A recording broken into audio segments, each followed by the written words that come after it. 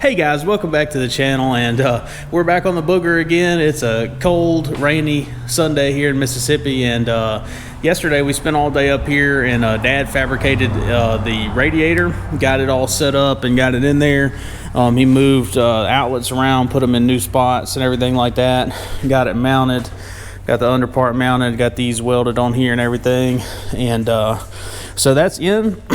And now I just need to get the water pump on and get the little motor for it mounted up, and then get the hoses and everything. So that's what I'm up here today to do. I picked up this hose, just kind of eyeballing it. I just picked up this random hose. Basically, I go in the parts store and just stand there and look at hoses and try to envision what I need it to do. So I figured this one may be close, so I grabbed it from O'Reilly yesterday, and then got this little motor touched up and kind of painted up, and got the water pump painted up, and it's ready to go on. So anyway, that's what I'm doing today. I'm gonna get the water pump on there, get the little motor figured out and mounted up, and then maybe start getting those hoses routed, and also get it, I don't know why somebody would call on a Sunday during the middle of my video, anyway, and get it all wired up to the switch, and then that way that one switch is going to control the fan and the water pump, and then that will be done. So whenever the phone stops ringing, stay tuned guys, we'll jump on it.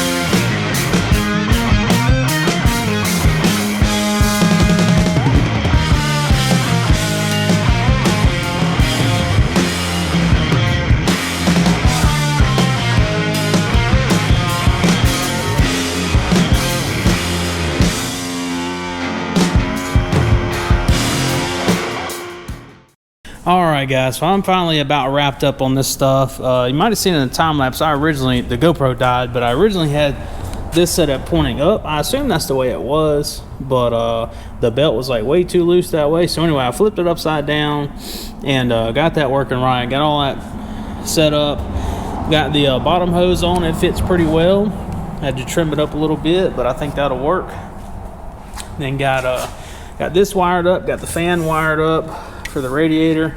I put them both on a single switch, so I'm gonna hit the switch all the way to the right. Fan's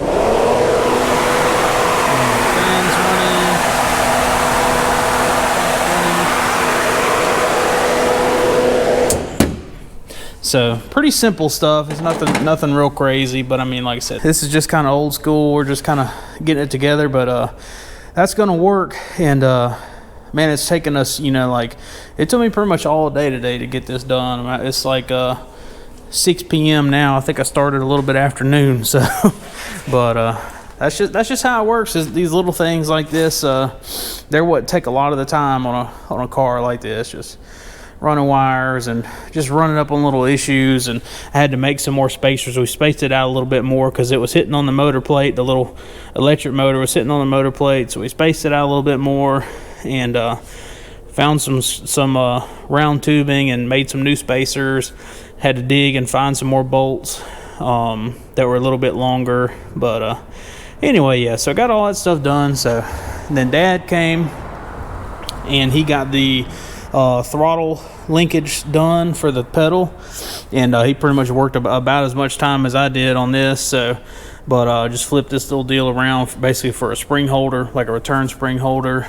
Took this rod, ran it straight through the firewall to the pedal, so that works well. So there's really not a whole lot left as far as right now. We just kind of want to, I think we're just kind of getting burned out. We want to move on to other things, and so anyway, we just want to get at this point, get it to where it can crank up and just drive it, drive it out of the shop or drive it back in here, and then that'll be a big milestone on it. And but I mean, really, it's pretty close overall. Just more little stuff.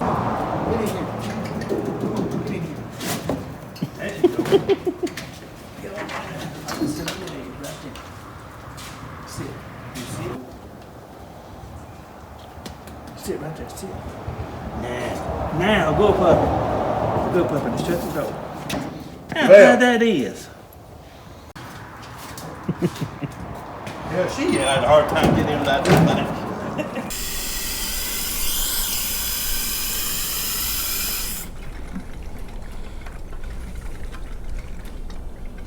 Where's it leaking?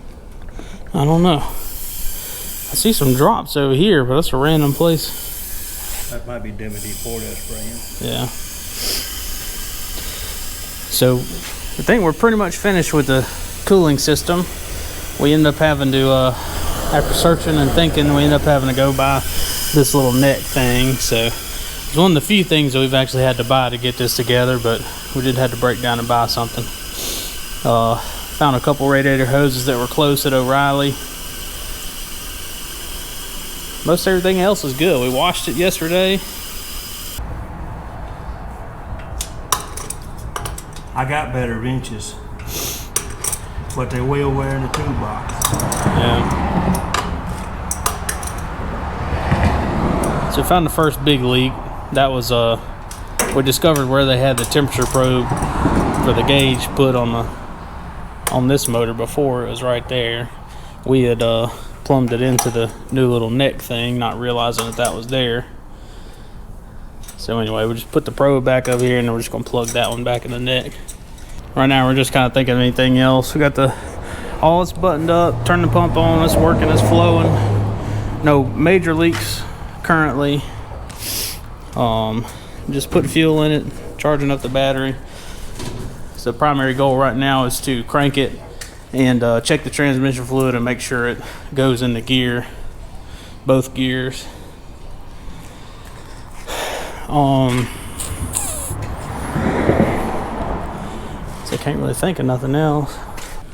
We got the oil pressure gauge is leaking from somewhere.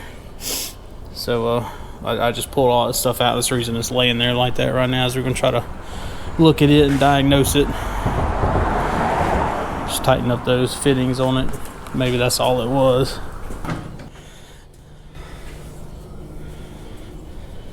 You turn this shit off. He wouldn't let me film him getting in there, but he's in there without cutting the bar out. Can't breathe. We gotta hurry up. All right. Let me set this up.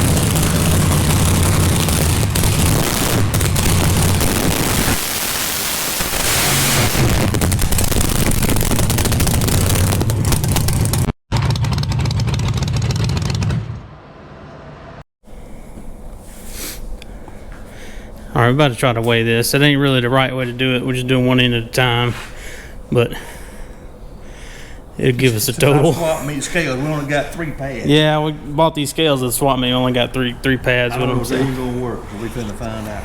What's your guess, though?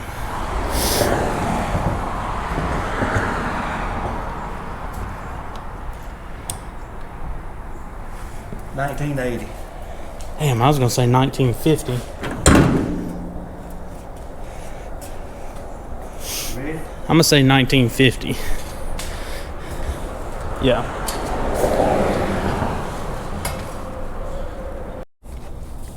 All right, so the swap meet scales had a bad cable, but I think this is correct. We switched it over. So the back is 984, 512, and 472. That seems pretty accurate to me. 1151. First one was what, 984 plus 1151. Yeah, 2135. Damn, it's heavy. Yeah, but it's got iron heads on it. Yeah, the heads are a lot. Of course, that's pretty near race ready. All it likes is the hood and panels laying back here, ain't it? Yeah. It's got a battery in it, got fuel in it.